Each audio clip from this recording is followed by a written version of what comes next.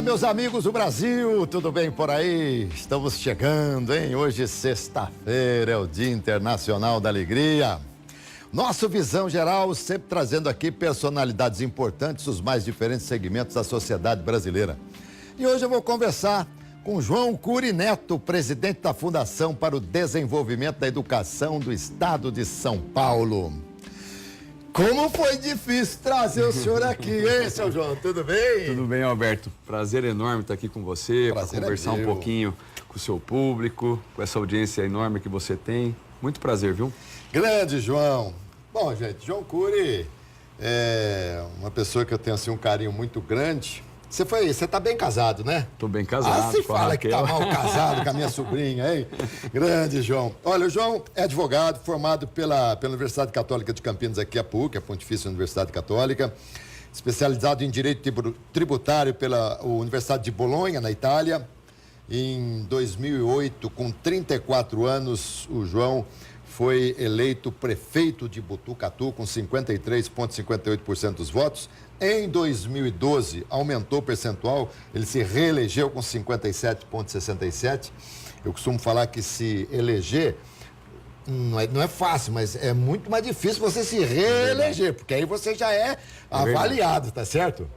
E aqui, na sua administração como prefeito em Botucatu, destacam-se construções de grandes equipamentos públicos, como o Poupa Tempo, né?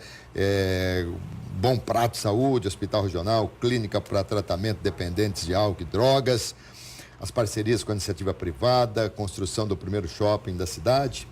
Hoje você é o presidente da Fundação para o Desenvolvimento da Educação do Estado de São Paulo desde 2017. Aliás,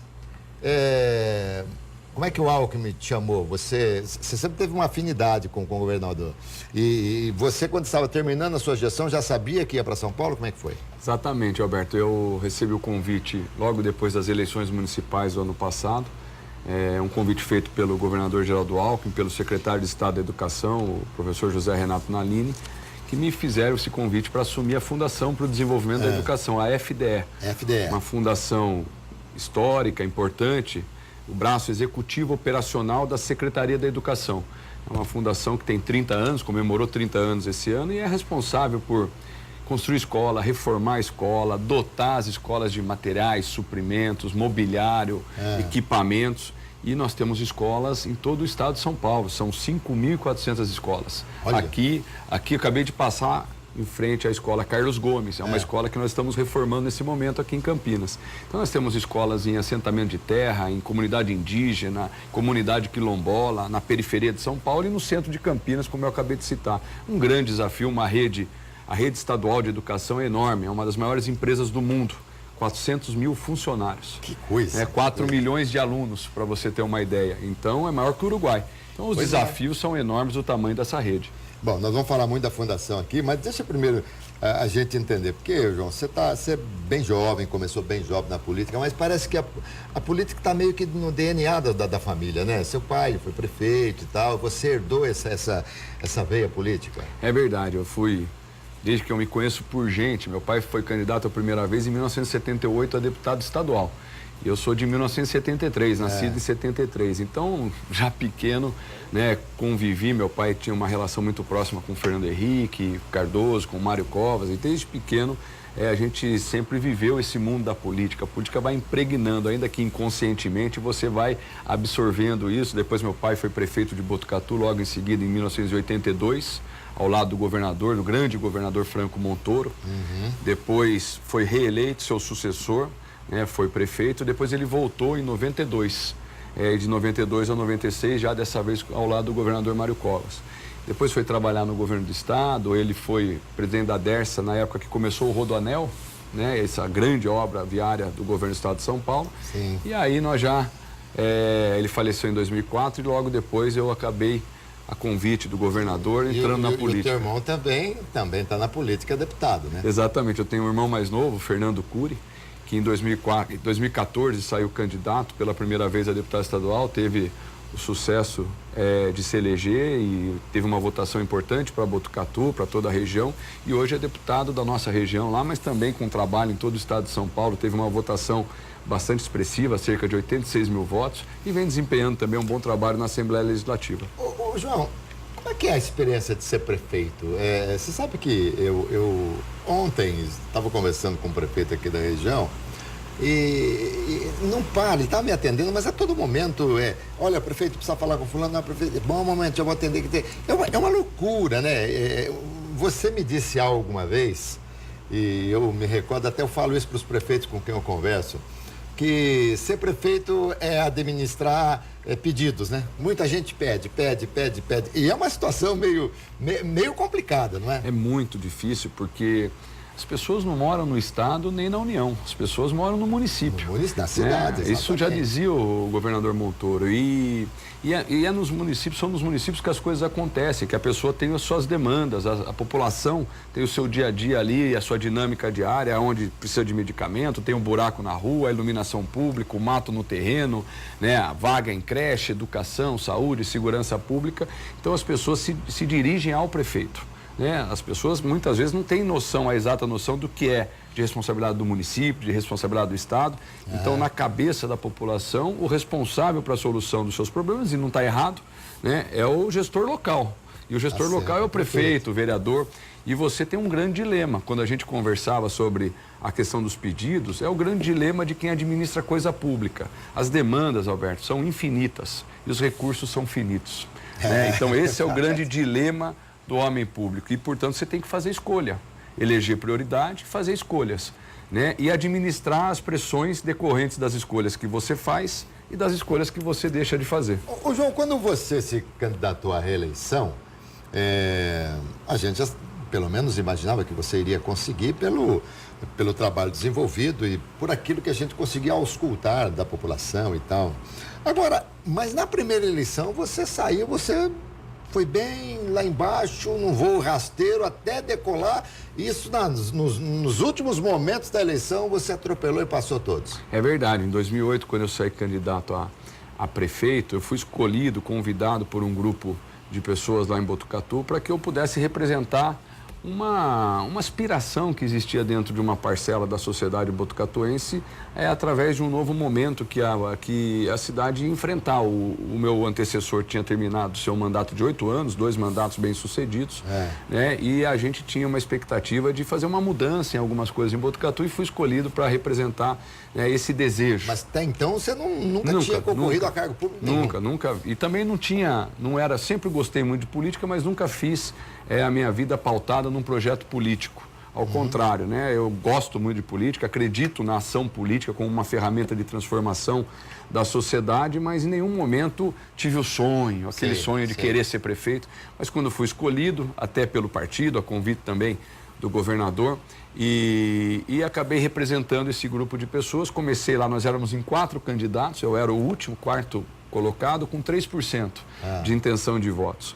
Né? E os meus adversários com 35%, 38%. Mas a gente trabalhou bastante. O que foi essencial, o que foi nevrálgico na campanha toda para que de repente você desse esse salto? Olha, Beto, eu não sei fazer política de outro jeito. Beto, quando ele fala Beto, é porque quando nós estamos em casa conversando é tudo Beto, viu? É verdade. Você me desculpa aqui o meu deslize. Fica à vontade. Mas eu não sei fazer política de outro jeito e não acredito de outra forma senão no corpo a corpo, no olho no olho, cara limpa, peito aberto, conversando com a população.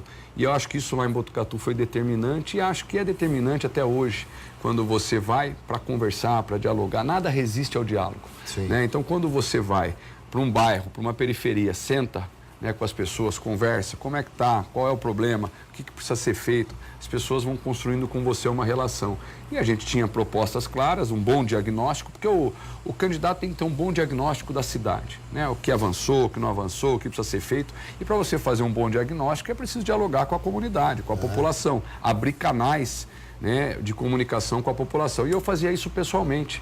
Pessoalmente, a pé, andando nos bairros, eu perdi quase 11 quilos, né, caminhando porta a porta da cidade de Botucatu. Não é uma cidade tão grande como Campinas, por exemplo, uma cidade de cerca de 150 mil habitantes, mas que me permitiu dialogar bastante com a população e a população acabou me dando a honra, então, de ser o seu representante. Ô, João, 8 anos de gestão. Daqui a pouco a gente vai falar do seu atual trabalho, tá?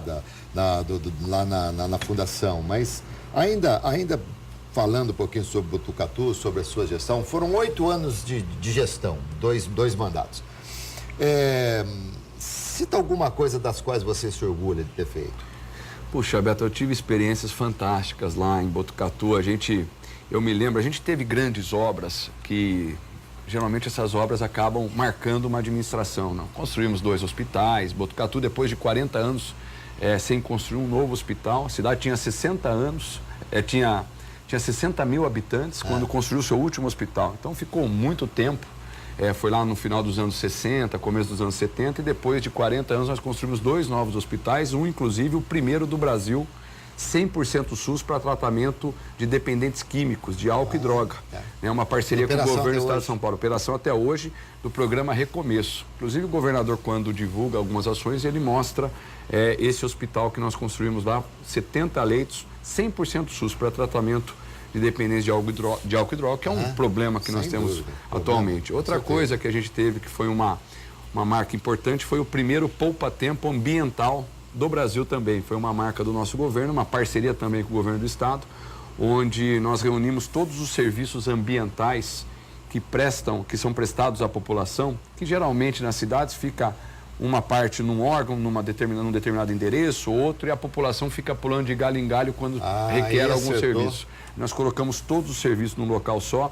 Botucatu é sede regional de uma série de serviços ambientais, então todo mundo que vai hoje demandar um serviço público vai num lugar só, é bem atendido, e isso acabou virando uma marca. Agora a Prefeitura de Ribeirão Preto vai fazer o segundo poupa-tempo ambiental com o exemplo de Botucatu, baseado no exemplo de Botucatu. Uma outra ação muito legal que a gente fez foi que Botucatu, como não preenche os requisitos para ter aquele bom prato, aquele restaurante a R$1, né, o restaurante popular, geralmente são em cidades com mais de 200 mil habitantes.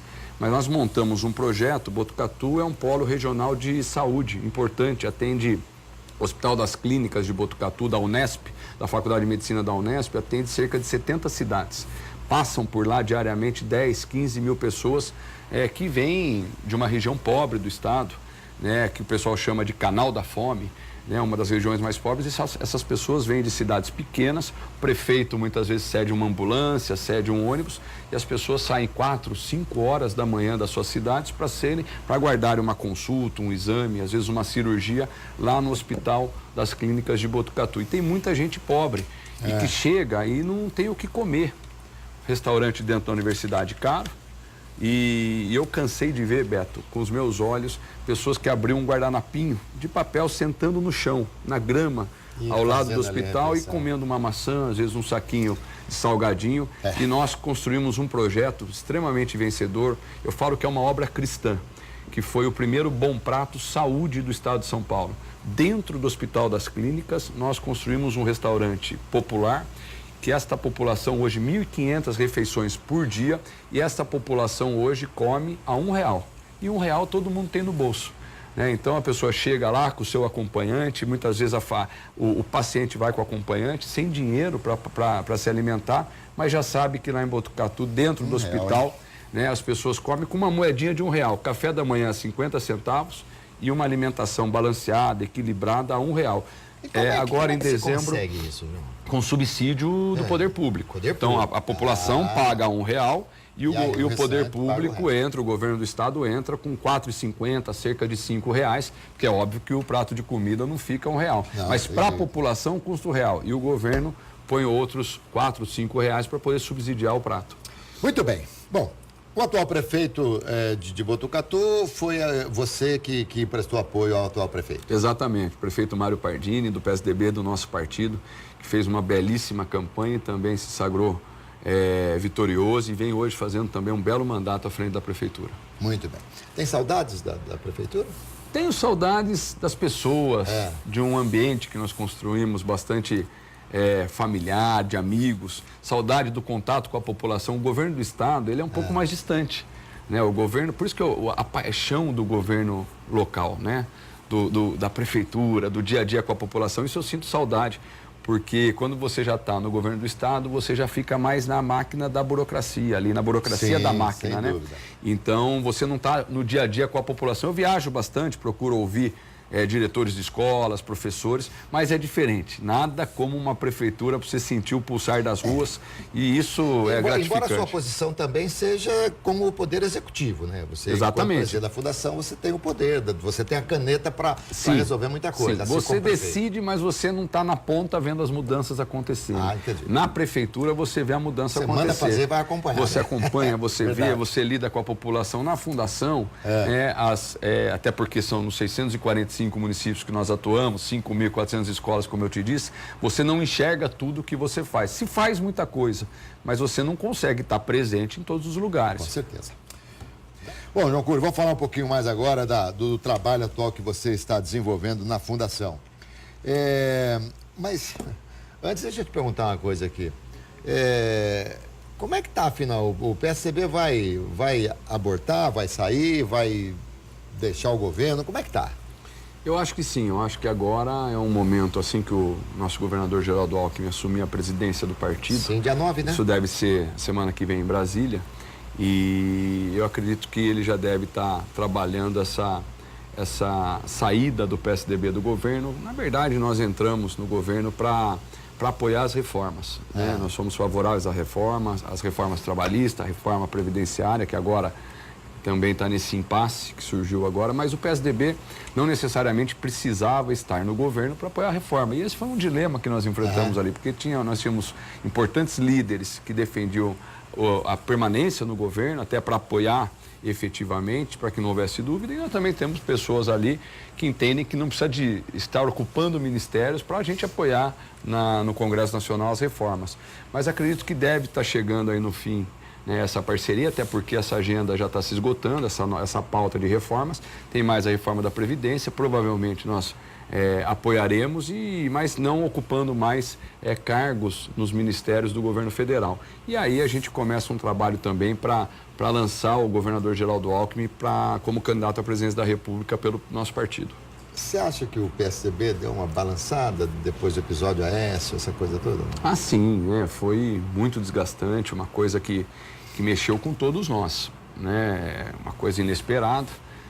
Nós trabalhamos muito em 2014 para eleger o presidente da República, foi por muito pouco que nós não conseguimos, né? Então isso chacoalhou, balançou, isso nos faz refletir também. Olha, Alberto, essas coisas só nos mostram o quanto que nós temos que repensar todo o sistema político no país hoje, né? O jeito que nós fazemos as campanhas, os financiamentos de campanha, né? Tudo isso é um ambiente fértil para a promiscuidade, né? Para o mal feito, para as más práticas, depois acaba nisso, né? Então nós precisamos fazer um grande enfrentamento, que é de uma reforma que não aconteceu, né, muito timidamente, algumas mudanças pontuais, que é a rainha de todas as reformas, na minha opinião, que é a reforma política.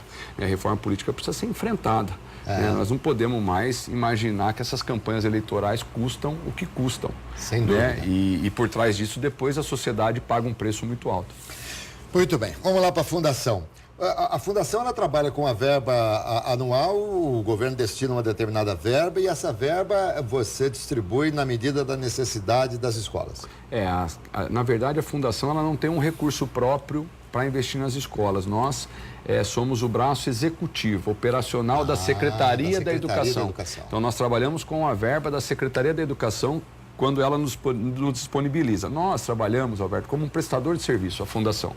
A Fundação é chamada pela Secretaria, a Secretaria apresenta um plano de obras, fala, olha, eu quero construir tantas escolas, eu quero fazer tantas creches em parceria com as prefeituras, eu quero reformar tantas escolas. Nós apresentamos um plano de trabalho, fazemos os projetos, apresentamos os orçamentos, então a Secretaria nos repassa os recursos e nós fazemos lá então a execução de todas essas ações a pedido da Secretaria. Isso vai desde colocar papel higiênico dentro de uma escola, até colocar um equipamento, um computador, até reformar e construir uma escola nova. Então, é um trabalho grande em todo o estado de São Paulo. O orçamento da Secretaria da Educação é o maior orçamento do estado. Né? A educação tem 30% do orçamento do governo do estado. Por força de lei seria quanto? 25. 25. Por força de lei federal, 25, mas a Constituição do estado, o estado de São Paulo é o único estado da federação que investe 30% do seu orçamento em educação. O resto investe cerca de 25%. Quando você era prefeito, você investia quantos por cento? 25,5%, 26%. Os municípios investem também no mínimo. Tá. Esse é o mínimo legal, 25%. Né? Os estados também. O único estado que investe por dispositivo da sua Constituição estadual é o estado de São Paulo, que tem que investir no mínimo 30%. João, às vezes eu fico me perguntando o seguinte, há cidades, na minha visão, há cidades que às vezes não há a necessidade de você aplicar todo esse recurso. E há cidades que precisam de muito mais. E quando você tem algo pré-estabelecido, como uma lei que te obriga, de repente, não se joga, às vezes, dinheiro fora, ou um dinheiro que poderia ser melhor aproveitado em alguma outra coisa, por força de uma lei que determina esse percentual? O que eu acho que acontece, não sei se joga dinheiro fora, porque investimento em educação é um investimento importante e educação tem que ser priorizada, inclusive no orçamento. No orçamento. Agora, o que a gente percebe é que, muitas vezes, você não tem um projeto, um planejamento e as prefeituras gastam mal o recurso. Gastam mal o recurso por falta de planejamento. Mas o que eu percebo é que você engessa o gestor. Quando você cria as receitas vinculadas, em que pese serem importantes, porque você garante um investimento mínimo em áreas essenciais para a população, como saúde e educação, que é o caso, né? Então você tem um investimento mínimo. No governo do estado você também tem investimento mínimo em habitação. O governo do estado de São Paulo, ele canaliza 1% do ICMS para o CDHU, para a Secretaria de Estado da Habitação. Então, quando você cria esse mecanismo de vincular as receitas a determinadas ações, você acaba engessando o gestor, porque às vezes a necessidade do gestor naquele momento não é aquilo. E se ele tivesse um recurso para atender a sua necessidade, um recurso mais livre, mais flexível, talvez ele pudesse trabalhar melhor. Mas eu acho que não está errado, porque também, se você deixar tudo muito aberto, acabam fazendo obras que dão mais votos, dão mais visibilidade, mas não são transformadoras, né? E a educação é um investimento a longo prazo, Alberto. Sim. Né? Então você tem que fazer, e muitas vezes não é pensando na próxima eleição, mas é pensando na próxima geração. Sem dúvida. Né? E educação é uma aposta no futuro. Aliás, eu sempre imaginei que agora talvez... A sua cidade tem plano diretor também, Botucatu? Tem plano diretor. O plano diretor, eles, no mínimo por 10 anos, né? Eu acho que o plano diretor teria que ser uma coisa assim mais... pensando-se muito mais num futuro maior ainda do que 10 anos, embora tenha, evidentemente, que deixar espaço para as modernidades, para as atualizações e coisa do gênero. O FDE, por exemplo, a FDE, a Fundação, ela se preocupa também com aspectos curriculares de matérias e tal? Não. Esta é a secretaria, este é o papel da secretaria. A secretaria, o governo do estado, quando criou a fundação, foi muito sábio, porque ele percebeu o seguinte: se eu ficar preocupado em licitar a obra, porque você precisa de uma estrutura para isso. Se eu ficar preocupado em colocar carteira nas escolas, eu vou gastar uma energia enorme e para fazer atividade meio. Porque isso é atividade meio. Atividade fim da educação qual é? É o ensino. É a questão pedagógica. O governo não tem que colocar todo o seu esforço naquilo que é meio. Ele tem que concentrar o seu esforço na melhoria do aprendizado. Né? Então, quando se criou a fundação, ele criou a fundação para quê? Para que a fundação ficasse responsável por isso, para que ele canalizasse os seus esforços para aquilo que é o mais importante, que é a atividade fim, que é exatamente as questões pedagógicas, curriculares, para que a gente possa ter efetivamente um ensino público de qualidade. Então, nós dividimos as tarefas. Antes mesmo da lei da terceirização, a secretaria já estava terceirizando a atividade meio, né? Ela estava terceirizando a atividade meio para uma fundação que é governamental, mas que é de direito privado. Sim. Então, há 30 anos já se pensava numa forma de desburocratizar, de dar agilidade, porque são coisas importantes. Alberto, você não tem ideia agora, nós vamos entrar no período de chuva, você não tem ideia o que acontece com a rede. Né, de chuva, de estelhamento, cai muro, inunda. Isso é o dia a dia nosso. Então, você imagina se a Secretaria de Estado da Educação num período como esse, ela concentra seus esforços nisso. Ela não vai trabalhar aquilo que é fundamental. A fundação já tem uma expertise de 30 anos, tem profissionais muito qualificados lá dentro, a gente tem engenheiros, arquitetos que trabalham só para isso, né? Estão lá há 30, 40 anos. Eu acabei de fazer um PDV, um programa de demissão voluntária, e nós tínhamos funcionários com 85 anos que acabaram de sair. Né? Tem 45 anos de casa, para você ter uma ideia. Porque a fundação ela é a sucessora de outros órgãos estaduais que cuidavam das escolas, né? Da Conesp, da então, Fundação agregou do o tempo de trabalho ela lá. Foi fundida, foi a fusão de vários órgãos que virou a FDE. Então, ela faz sentido, eu defendo muito essa estratégia do governo de que tenha um órgão específico para fazer atividade meio especializado, para que a Secretaria de Estado da Educação pense naquilo que é importante, que é a melhoria da qualidade do ensino. E a sede da fundação é onde? É na Avenida São Luís, ao lado da Praça da República. Né? A Secretaria de Estado da Educação, onde fica o secretário Naline, é na Praça da República, e nós estamos ao lado, a 50 metros. Nós estamos num prédio ali na Avenida São Luís, com toda a nossa estrutura. Você disse quantas pessoas trabalham lá? Lá trabalham cerca de 600 e poucas pessoas, 340 pessoas que são funcionárias públicas e mais uma parte que são pessoas que prestam serviço à fundação através de empresas terceirizadas. E o cargo de presidente é um cargo de confiança? É um cargo de confiança do governador. Não, é um cargo de confiança, é nomeação do governador. Muito bem.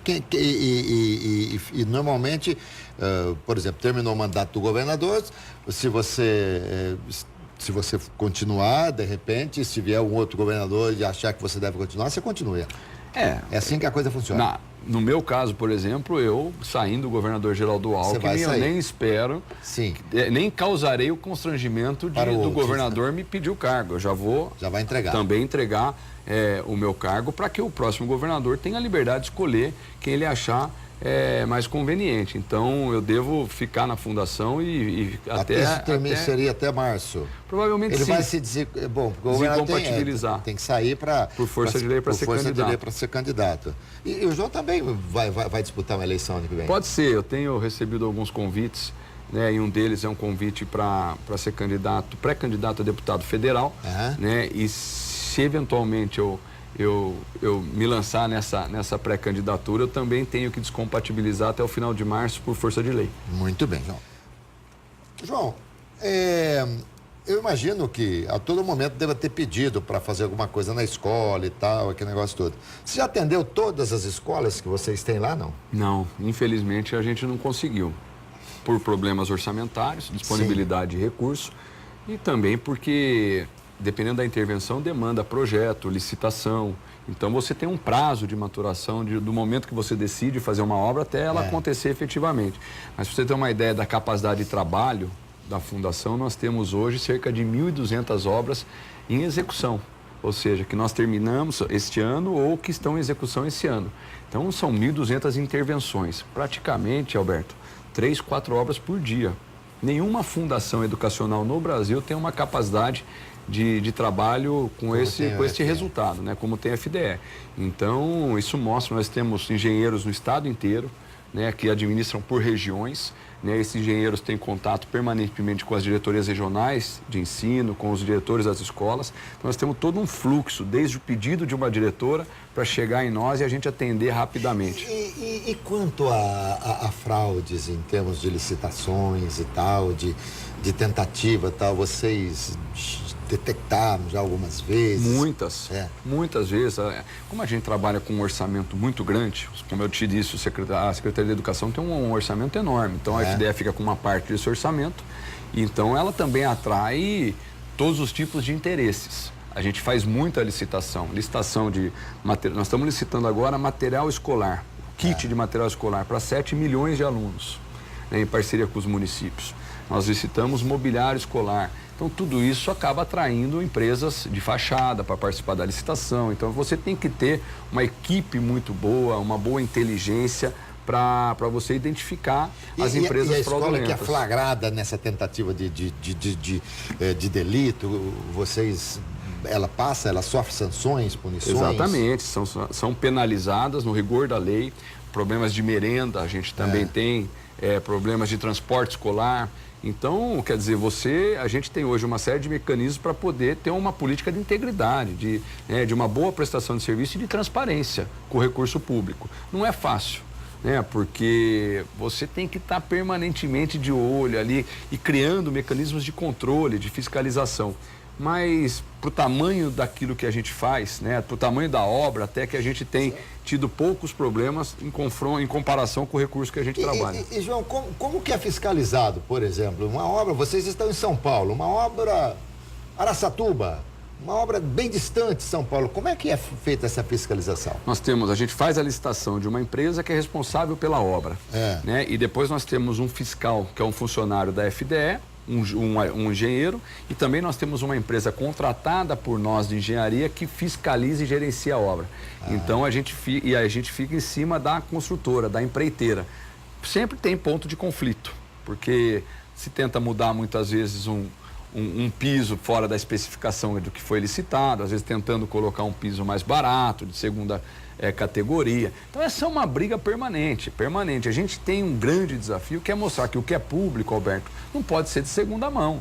Claro, o que é público tem que ser igual ou melhor do que o particular, porque é pago pelo dinheiro do contribuinte, da população. Então nós temos esse mecanismo e nós somos também, a fundação, ela também é fiscalizada, ela é auditada pelo Tribunal de Contas do Estado de São Paulo, pelos órgãos de controle, pelo Ministério Público, Tribunal de Contas, Assembleia Legislativa do Estado, quer dizer, todos esses aparatos de fiscalização, eles estão também colocando o seu olhar, a sua atenção junto à fundação. João, quando você está falando aí, né, porque nós não temos ideia de como a coisa funciona, porque de repente alguém pensa que você está lá com a caneta na mão, que você pega, que você vai fazendo, vai assinando, vai mandando, não é assim, tem tanta coisa por trás, você está falando aí, tanta auditoria, vocês têm que prestar tanta conta, e isso é feito em todos os escalões, em todas as autarquias, em todas as instituições do governo, em todos os lugares, e ainda assim a gente cansa de ver gente